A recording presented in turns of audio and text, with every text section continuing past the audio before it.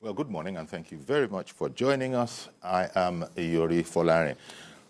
Well, today we thought we'd give politics a rest for a bit. It is the season, but then go into the world of, shall we say, science, maybe even technology, building technology in particular. And this is by way of introducing my guest, Mr. Hassan B. Hassan. Mr. Hassan B. Hassan is a construction safety expert. A fine morning to you. Good morning, Mr. Iyori Folari, and good morning, audience at home. Thank you very much. Iyori, please, just call me Iyori. Okay, Iyori. Now, the reason that we've, sought audience with you is, of course, this whole matter of a building collapse. It has happened in Lagos again, I think in the past fortnight or so. It's almost, but it can't possibly be so, that we have building collapse fatigue in Lagos.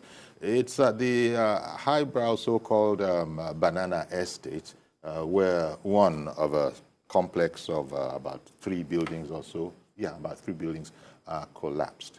Now, before then, in that very, well, it doesn't even matter, but in Lagos generally, there have been frequent collapsings of buildings. So I thought we might have a conversation on the degree of policy control, governmental control that exists or doesn't compared with your experience of how it is done in other climes. Lagos is supposed to be quite sophisticated. It's supposed to be, at the forefront, cutting edge of so many things. But in this area, where, take for instance, one of the preliminary statements that was made was that actually there had been a cease work order on the structure that collapsed, but that those concerned had simply ignored it and continued. Now, whereas they haven't actually come up with what happened, but that statement that, as a matter of fact, when we began our preliminary investigations and called for the file, the papers, we found that there had been a desist order, but this had been ignored. Now, that led to the kind of conversation we're having today, that how can that be? How is there policy or isn't there policy? Is policy upheld or isn't it upheld? Now, I introduced you as a construction safety expert. In fact, you came directly from a site where no doubt you are overseeing things going on. Could you help me first with the question of whether we have effective control, never mind what an agency is called, because Lagos State has something called a building control agency. Yes, Lagos State Building Control Agency. Lagos State Building Control Agency. LABSCA. Yes, right. Lagos State Building Control Agency, but it's not controlling anything. Well, I will not really agree with that statement. Okay, because I want to be informed. We have to also look at certain things. I mean, first of all, Lagos State is an economic capital of Nigeria, whether we like it or not. Mm-hmm. And the rate of development in Lagos State. No, actually, we like it. When you say whether we like it or not, we like that one. Yes. So it's, as more development, we have, the more risk we are going to be having also. And truly, Lagos State Building Control Agency, I think, has their regulations. Carbon dioxide, is it Lagos State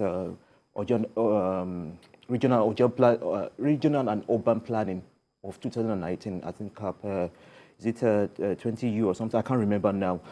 And they were saddled with a lot of responsibilities. I'm looking at what regulation that that was put together for that agency. I can tell you that, yes, we have regulations. Yes, but is it being implemented? It's just like, where we have a constitution too. Yes, we do. But, from time to time, people will come out and say, this constitution is not being followed. It's not being obeyed. I agree. So if you want to go that route, I have no doubt that, with the brains in Lagos policy, as well as other states, but we will have those regulations. But the frequency of those regulations being contravened, apparently with impunity, because we've not seen any highbrow case where somebody who was in charge, a building collapsed, he's been found guilty, he's actually been, penalized in a certain way. We've never heard that before. True, I will agree with you on that because I also have not seen where we have people being prosecuted. To the extent where people also will know that yes, a job was something done. Some infringement occurred. Yes, and also apart from let's not also blame the control agency alone because individuals also make up the control. The bidding control agency, yes. And individuals have tendencies also to circumvent laws and all that.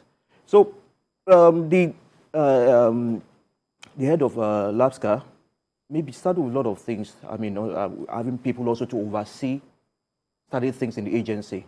It's those people we need to start looking out for. Are they competent? Do they have the required training? What has gone wrong within that agency to say that, look, I think we have a problem. We are not getting the effectiveness of the establishment of this agency.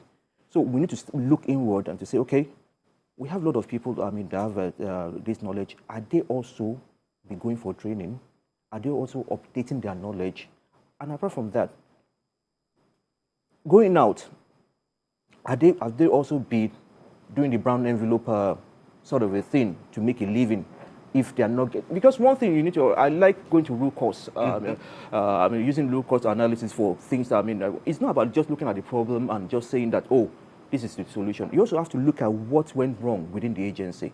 Are people welfare not being taken care of for them to list? Because when we have an incident like this, minds immediately switch to the building control agency. What was its part in this or non-part in this? And as we've pointed out, there are other ancillary yes, so we need agencies. to look at it. So the agency look inward and see what problem, where do we need to start from? What problem do we have in this agency that's not making us to look good out there? But sorry to interrupt you. The problem we have, I think, is that here we are talking about this. Take the building that collapsed in Banana Island a fortnight ago or so. Just for the sake of this conversation, take it as the 14th incident. We were having this conversation when the 13th fell. We were having this conversation when the 12th fell. We were having this conversation and it goes on and on. So these questions must have been asked. In fact, I think in the case of the one before this very last, was it a commissioner or some high official there, actually did, the Western thing, the Japanese thing or Chinese thing where he resigned the job. Yes. Took liability, took responsibility and resigned the job. I am thinking that. I don't know if he was given the boot or not, but he moved. He had to move from the agency as a result. So this is the frustration that we all know that this has happened. We need to look inward to see what can be done. But you brought something up. You said, you used the euphemism of a brown envelope possibility. How does it actually work classically with building constructions? When I read things going on abroad, a building construction has gotten approval to commence, then at predetermined stages, an inspector has to come in, tick that indeed everything is in order before you go to the next section. And then because sometimes I see buildings being delayed because they say the inspector didn't come. They don't get the approval to move forward. And we can't move forward. But in Nigeria, people will just say, what is that? They just move forward. That the man, when he comes, he'll check the last two stages. Is that something how it goes? Like you said, this what you stated, or what you stated also, the control agency also does that. Let's be fair. Yes. They should be doing that. They do that, but along the line, yes, they actually, because I've been on construction where they show up and they want to see everything that you've done, your mix, your and all that, and that's where we should not also put the look at LAPSCA alone. Let's talk about the Lagos State Material Testing Laboratory. Okay. How many developers, after 4 sets of tests and all that, for maybe the first 2 buildings, how many of them go back to the Lagos State Material Testing to test the materials being used for other buildings? That might even be the case of what happened with the one of the buildings collapsing out of four or out of three. It might be that for the first three, they passed all the tests and all that. And the fellow look, okay, I need to make some more money and all that. My cut corners are not even... With the cost of building materials at where they are now. Yes. At an unprecedented high. Correct. So you have to also look at agencies also working in collaboration with each other. If a Lagos State material testing has gone to a site and it does not find anything that has to do with their records and all that, they should be able to call the Lagos State Control Agency and say, look, we've been to this site, there's no test done for all the materials being used.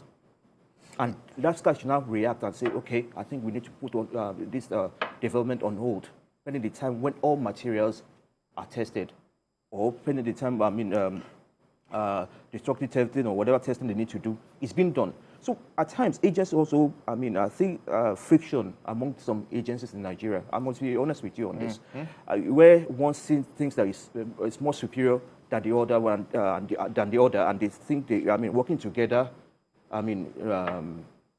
should not be something of a common interest. Well, so, I get that. You spoke about quality of materials, just not being a professional myself, but I can just think about one of the things that we know can be critical is what's your cement to sand to whatever to aggregate, yes, what is the ratio, the mix, as you abbreviate it, the mix. With cement hovering around the 5,000 naira mark, which is, you haven't been, by the time you become an expert, it means you've been in this business for quite a while. You know how much cement used to be 10, 15 years ago. Let me surprise you. My background is estate surveying and valuation. I'm a registered estate surveyor and valuer in Nigeria. So I've been in the build environment for the last 25 years. So you know where the price trend of cement is coming from. Yes. Till we have the around 5,000 naira mark today. I Yes. believe there must have been a time when cement was bought in hundreds of naira per bag. Yes. Now we have around. So, and yet, people, in Nigeria, you can't get any help from anybody. People save money to buy what they need to buy. You're not going to get any help. So this is where they might cut corner. If the ratio is such that the developer, maybe that's not the word I should be using, whoever is building his own thing privately. The builder. Yes, the builder. If the builder feels that this thing is not going to work, according to the Turanshi grammar that these people are blowing, they say I need 200 bags of cement. I think we can get away with 50, and therefore proceed in that manner, because there's no professional to say to them, do not do that. People will say that, what is it? We've been doing it. Do I have any building expert in my village where I built my house? And so the attitudes are also a part of it. The building, and then maybe you could help me out here. Who is the final authority? Look, if you're in the hospital, you need an operation. You, who are the person who will be paying, cannot be telling the doctor how he's going to go about his work. Correct. When it comes to building, who is the authority? Is it because I'm bringing money out of my pocket, therefore whatever I say goes? Well, to me, it's not every job that you take. If you know it, that somebody's coffin is going to be resting on your conscience. So when you look at it and say, oh, this is unprofessional, I'd rather walk away than cut corners with this builder. Most people in Nigeria, what we see is that they need money. Maybe he has been looking for, trying to get a job for the last 5 years, and suddenly somebody offers him, to do some construction work for him, and the person is, the person will dictate actually, to that person. So but it's not left for you, and that's where professionalism comes in. Because there are all sorts of quacks masquerading as professionals, and the moment a proper professional walks away, I'm guessing that you're going to be able to fill his place by either another professional or a quack. Correct. And that's where institutions also need to come in to regulate. They've been doing that because anybody registered with Koren, anybody registered with Cobon, anybody registered with the Nigerian State of Value. Koren being Council of Registered Engineers. Engineers, yes. So anybody under that body will definitely want to do the right thing. That's right. That's where accountability also starts to set in, because if you're an engineer on this site, you should be held accountable for whatever happens on that site.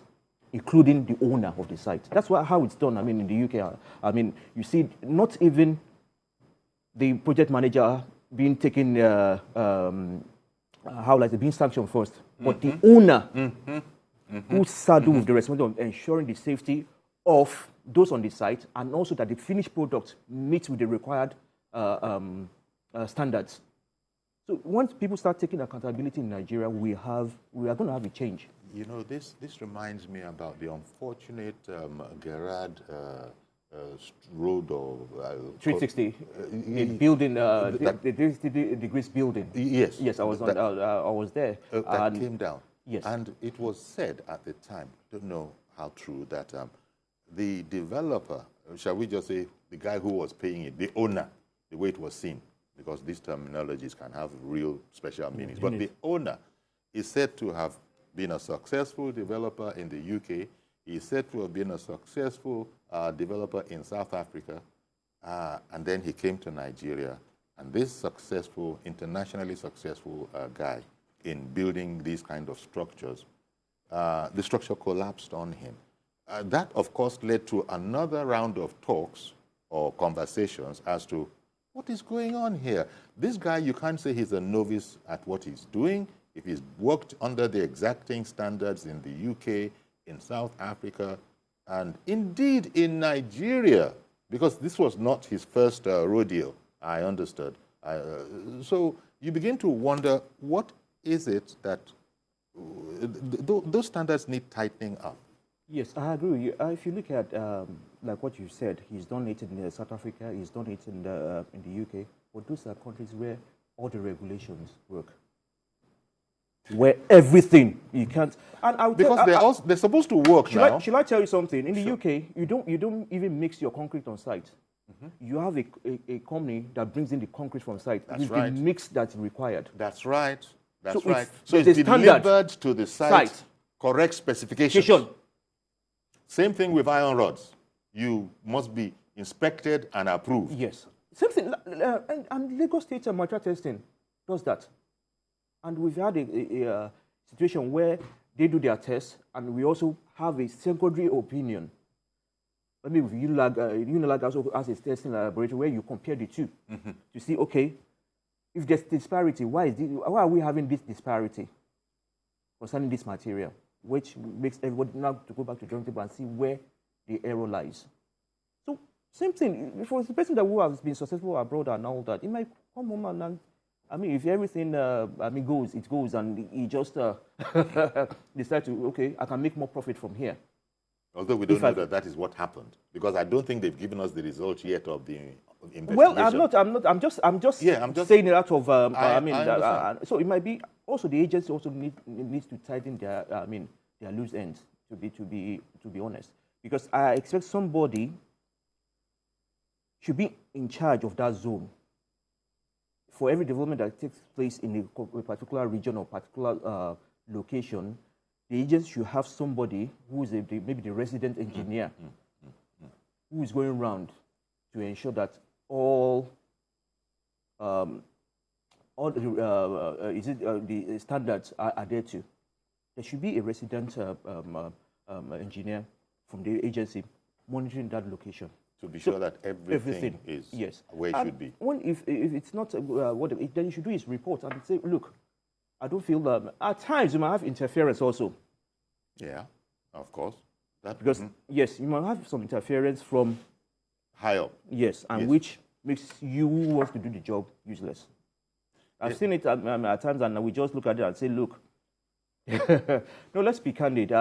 This is because this is becoming too frequent for us. I mean, and we need to put an end to this. A lot of lives are being lost. A lot of people's who've got promising future. I mean, they are buried and gone. So we need to start looking at what can we do to make sense. And you can't put everything on the government. We as individuals also need to start doing the right thing. You're very right. We can't put everything on the government, but you see, it's government's responsibility to provide that environment for our safety. Yes, I totally agree with you that we also and at some stages they even ask rhetorically, who is government?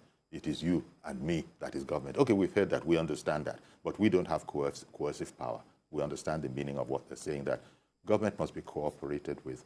But a situation where the attitudes that we have are such that if you were to try to erect a construction, abroad, for example, you'd be quite prepared to comply with what the practices and standards are. But when you're in a familiar environment, should I call it home, when you are home, for some reason, you think that science and technology and stresses and mixes, there's a different standard for home. And we therefore end up. So the unfortunate deduction for the moment is that this is going to happen again. Nobody wants it to. But you've enumerated some of the problems that we have. Sometimes influence. That no, because Lagos, well, we're talking about Lagos State, but not exclusively about Lagos State. It's about Nigeria.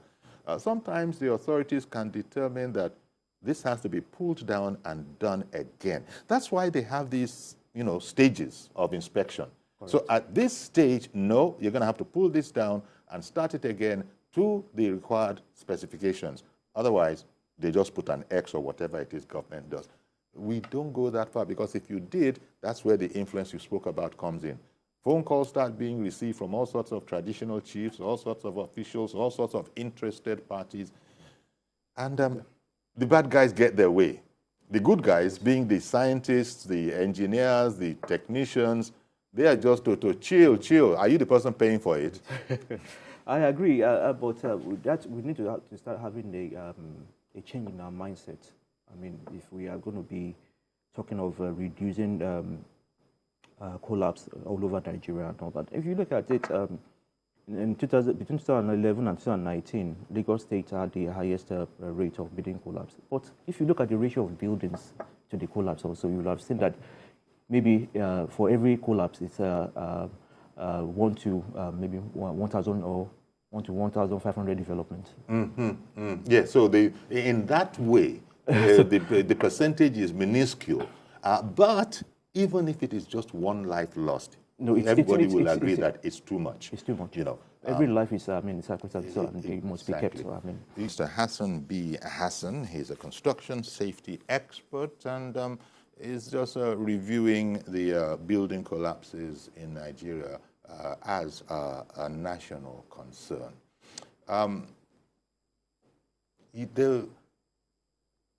The other thing that you notice, there's a pattern. It might be happening, but you're not usually called to a bungalow site where a bungalow has collapsed. It could happen. Usually these are multi-story buildings. It immediately says to you that the technique and technology of building a multi-site structure is widely different from that of a bungalow, even though certain standards must apply. There are different stresses and all of that kind of a thing, all of which can be measured for and provided for, such that if you're going to go 6 stories, there are going to have to be some preparations. Yes. A good solid foundation that will take, take the number of floors that you want to build. And in some cases, like some collapse that we've seen in the past, concerning Ebute Meta area and all that. If you look at those buildings, the foundation before, was maybe meant for just a 2-story or just a story building. And just because the owner has passed on and the children need to make more money, they don't consider what the foundation is, and they just put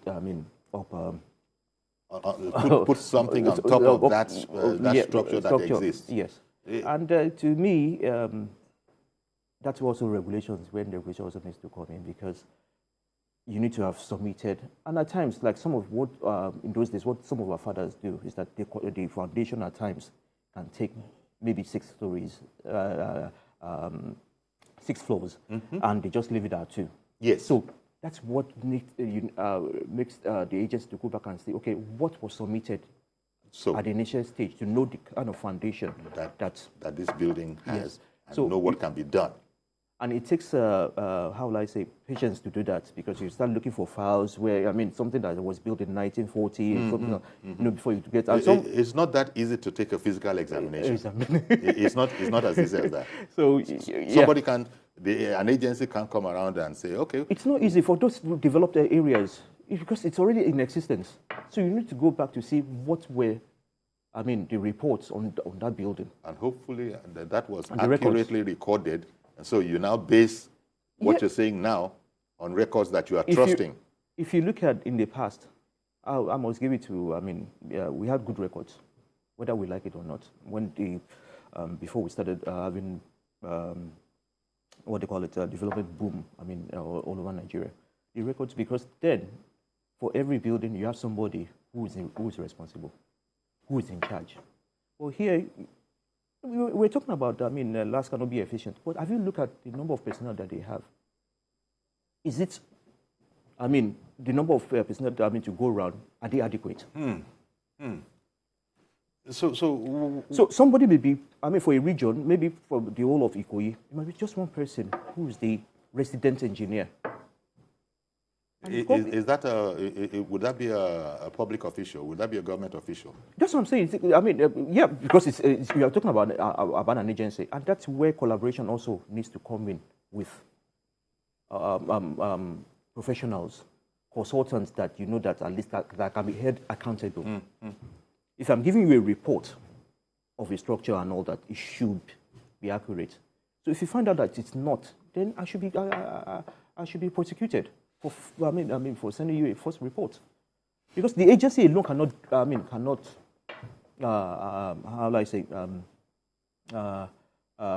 do it alone with the number of personnel they have, with the spread and all that. Because it will cause a delay. It's to cause a delay. A delay because some people will have to wait for the officials to get to them. And from there, you see people saying, oh, can't we just do it this way and all that? Oh, okay, I'll get back to you. You can go ahead and start and all that. It's trying to look good. This is where accidents can happen. And this is where accidents, do occur. And I suppose one of the biggest factors now, we're talking about the Banana Island one, which is seen as a highbrow area. And but buildings generally, it's not about highbrow or lowbrow. It's about the safety of buildings. Now, costs no doubt factor into this. There was a time in the not too distant past where a figure of 5 million naira, for example, a person wants to build a basic bungalow. There was a time when you could do most of it within that figure, within that range. A bungalow. Now I understand that no, it's not going to work like that anymore. Not with the way prices are now. No. But still, people will want to try and manage. They will try to manage because they will be hearing what the kind of thing I've just said, which is very commonplace, that 20 years ago, maybe 25 years ago, in some rural areas, a bungalow might not set you back more than, if you don't want it fancy. Of course, you can make a fancy bungalow that would cost you 100 million if that's what you wanted. But very, very skint level, most basic, you would have a secure structure over your head if it was a bungalow at 5 million naira. That's not going to be the case nowadays, is it? No, it's not. Because even with the price, and that's where we need to also need more public housing. Because the more, and let me give you, take a look at most of the developments of the government. Have you seen anyone collapsing in the recently? Well, no, you don't get them. Because collapsing. You have those who are, the facade may be awful, the interior may be crude, but structurally they will do the right thing. So if you have those people in the system, so why are they not the ones also being part of the agency to ensure that we have good structures? That's the big bucks question. That is the real big bucks question. Why are these same people not all over the place inspecting buildings? Although, as soon as you put an X over somebody's building, which I think indicates that there's something the authorities are not too happy about with this building, and you need to clean it up, before you continue. People just take that as an opportunity to go and do the right thing, quote unquote. The right thing in this case is not fixing whatever the agency is unhappy with, which might be administrative. That's not what they're talking about. They're talking about the brown envelope thing comes back. It's such a crude thing to say that bribery and corruption also factors in. It is what it is. It is. It is what it is, and we need to also, try to stem that. And that's where accountability comes in. If somebody has, if a structure has been marked defective and somebody goes behind and says, okay, you can continue and all that, that person should be held accountable. It's straightforward. Mazi Okoroafo, good morning to you, sir. Good morning, sir. You're a good man, I guess. Yes. You see, what we are facing today is not fair. Somebody will say that the scientists are not, but it's true. Researchers have told us that in 20 to 50 years to come, that many buildings will be collapsing in Nigeria because of land reclamation. Waterways, people will be reclaiming areas that are supposed to claim from, because at least I witnessed a building that was 2 weeks ago. I saw the government, the waterways and the stream, they are taking 3/4 of it. I started asking, he said, well, because that is going to plaster the place, and I laughed. I said, well, let's wait and see what will happen in future. Now, you ask yourself, where is Ministry of Works and Housing? Where is Urban Development? Where are they? Where people start building? And the standard organization, what are they doing? If you go to the market, because when this issue started coming up every day, I called one engineer, I said, well, brother, what is happening? He said, okay, let me tell you the truth, what is happening in Nigeria. That if you go to building materials, where they are selling all these materials for building, that you see, say that you are looking for 12 mm, because they want to cut corners, they will carry 10 mm and give the buyer. Now, what are they saying? You carry 2 mm is up, you are collecting 10 mm. At the end of the day, the owner of the building who has given that contract to somebody don't even know what is happening in the building. And even the cement we use, when you apply cement, there are some things you will allow cement so that water will do not will enter. But people don't do. As they continue building, going straight, nothing, no full stop, no comma, nothing. Now, why would the building be collapsing? But the question is this, the way forward. If the authority consigns that we are serious, they should be monitoring all buildings, no matter the type of places they are. What is the job of local government authority, Minister of Housing? What are they doing? Local government authorities, it is their job to monitor all these buildings, that whether it is waterway or waiting way. Because proper monitoring is very, very important. The envelope you are talking about, the envelope, you cannot stop it in Nigeria, because as they say, 50% or 60% of Nigerians that are hungry, that their salary cannot go, that their salary cannot cover their house, they cannot go to. That is why they cut corners. At the detriment of the owner of the building. And even so, you give somebody contract. Look at, ask yourself, some of these estates they do, they take you to parking. You buy 20 million, 10 million, go there. After 1 year, you see that some of the materials have started peeling. You see, they say 419 materials have built houses and sell it to people. And the owners, the buyers, don't even know.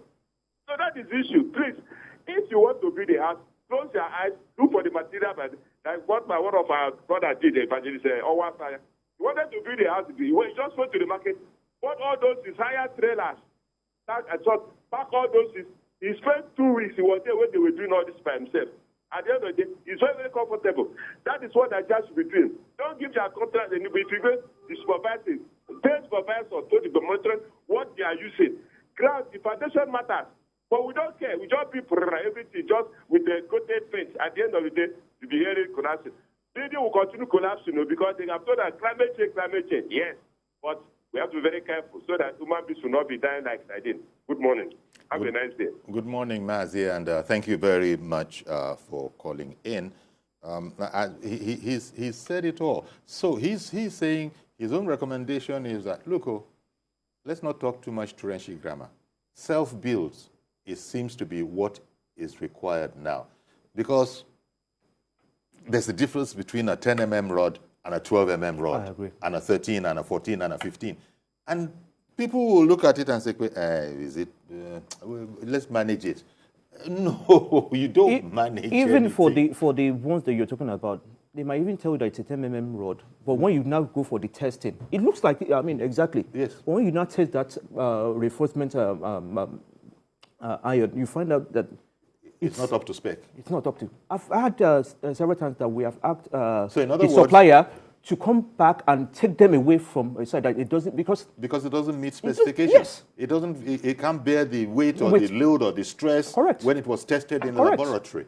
And so, so these are part of the problem that I mean. so That it's a very dangerous industry, quite frankly. it is. Construction is very. It's one of the most. How will I say? We call it the where you have all the big hazards happening in the world. The construction industry is where, I mean, and you have to be also be careful where you are. I mean, trying to ensure that you put safety, because your safety also. I mean, safety also begins with you. Yeah. That's trying to ensure the safety of others. Yeah. Yeah. So you also have to be careful to say, look, I'm going to continue with this, or I'm just going to move away if safety is being compromised. And construction safety has to do with ensuring the safety of workers on site, the visitors that will be on your site, the immediate public around the construction site, and your product, ensuring that it's safe. You see some of that with big projects. When I say big projects, it's because I'm relating everything down to a little bungalow. But you see 4 or 5 story building, and you see some of those developers are doing it right. They have these chain mail curtains, so that if anything were to fall, it's contained and all of that. So there are some that do it right, but I'm imagining it's not going to be cheap for a person to arrive that has all those facilities and all that equipment, that is to say, the professional builder. But what Mazi Okorafor, who called him from Arochukwu, was saying there was that he said somebody he knows just took the spec from a quantity surveyor, went to the market himself, hired a trailer, and bought most of those things and put them to site. Now, that might be being very, very careful, but you've just said that, that formula is also good, and without prejudice to it, how do you know that that thing you are buying as 18 mm rod is indeed 18 mm rod? Yori, he said something. He took what they call it, the BOQ from someone, and that BOQ is from a professional. Yes.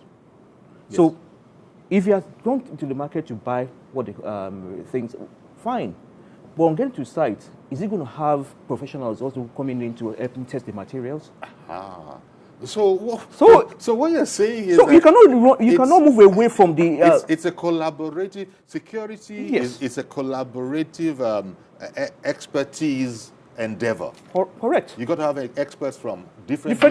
So it's very hard, except for the rare person. There will be 1 or 2 rare people that can actually do it all by themselves. And the person who has gone to the market may also have a resident engineer that's sound, that's registered with current, that's registered with common, that can take, okay, this is fine, this is good, we can go ahead with it. It might not be the one doing you might do the purchase of the materials, but not the actual construction. The actual construction. And that, what you're implying there is that the actual construction could impact negatively on, the right materials that you have bought. Correct.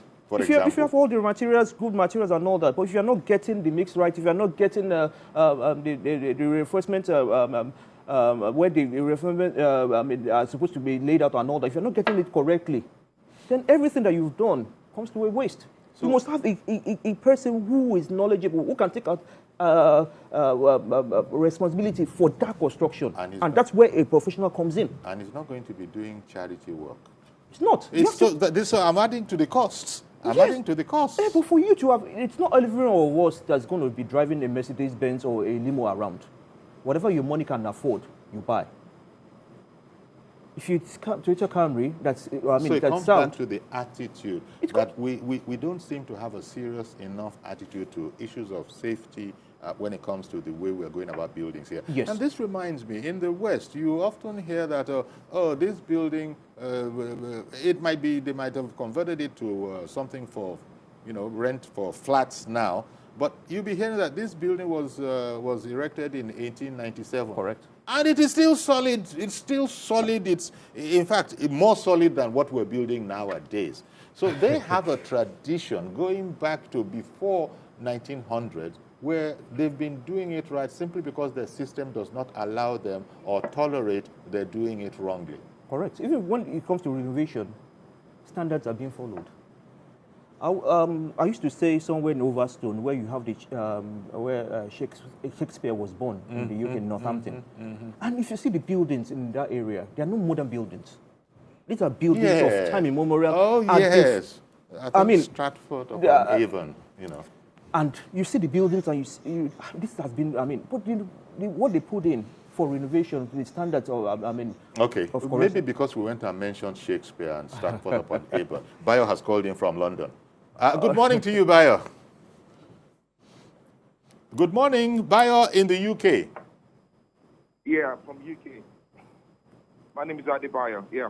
Adebayo, good morning to you, sir. You're welcome. Go ahead, please. Morning. Yeah, so my background is, I'm a civil engineer by background. And when it comes to construction, because it's really unfair when we see Nigerians here, when we see what's happening in Nigeria. I mean, you hear building collapsing all the time.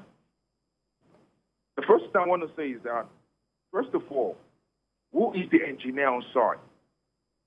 If you do that in UK, you get locked up. Whatever you do, whatever materials that you use, has to be certified. correct. You know. So what is Koren doing in Nigeria concerning all this?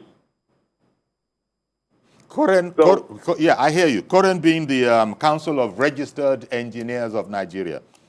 So exactly, yes. Okay. Yeah. Also, what are they doing? Nobody's talking. Yeah. You know, they need to take the boat by the horn and start locking people up. I hear you. Well, thank you very much for calling in and contributing, Bayo. You had mentioned this, earlier. Yes. That, the Council of Engineers and I think Cobon, the builders also NIOB. have their own, Yes. But one thing you need to realize that there is an individuals from this institution that are now professionals. Until they are found wanting, until the government says that this person is found wanting, Koren cannot do anything. I understand. Unless the person goes, how will I say, does not adhere to the ethics of the profession. That's when Koren, Cobon, NIOB can sanction Just that like person. any other professional body, Yes. like the medical council, like whoever. I am an assistant surveyor and valuer, a registered assistant and valuer here in Nigeria. If I carry out a violation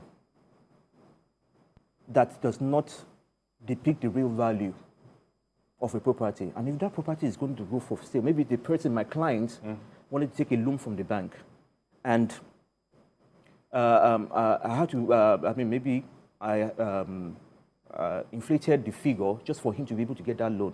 And once my client defaults the property, I find that it's not find worth that even much. the value is not what. I mean, that's a grand. That's unprofessional. It's unprofessional, That's and I'll be sanctioned by the. Exactly. I'll be sanctioned by the by Nigerian Survey and Value, and at the same time, I'll be prosecuted. Exactly. And I will also lose my license. So that's the kind of thing I So did buy from the UK. Was yes, to say, where are those people? Where are these checks and balances? Which is where we started from. Adebayo might not have joined us at the time. It goes back to the agency to ensure that these people are present. The building control agency. To ensure that a resident engineer. You remember I was very harsh and I said they're not controlling anything. Because if these things are happening, but you have to deal with them, so you decided in a more diplomatic approach. Say, I wouldn't go as far. But at times, what are they controlling? I'll give you an example. About 3 or 4 months back, there was a building around Ebute under construction. And the building started tilting.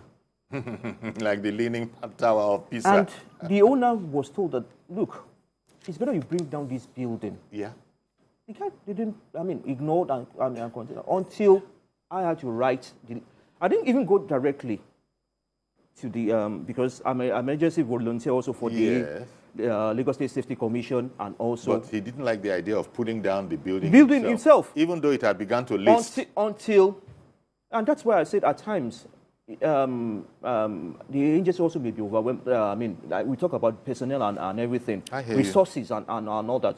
But immediately they got that letter from the Lagos State Safety Commission, they acted. Within 5 days, that building was pulled down. There you go.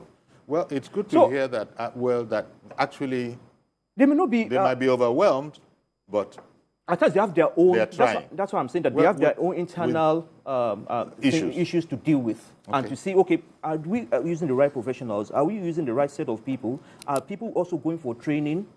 Because what you find out that those people on the field are not the ones going for the training, the mandatory trainings. Yeah. They are those people at the top of no, seriously. I know. So we're going to have to leave it here. You have to. We've run out of time. All right. But it's been quite informative, and thank you to Maazi Okora for Inaruchukwu and Adebayo, who called in from the UK on this matter as well. Well, we keep on coming and airing it from time to time. Thank you very much, Mr. Hassan B. Hassan, construction safety expert. So that's our program today. Please join us tomorrow for a fresh edition. I am Iyori Folarin. Bye-bye for now.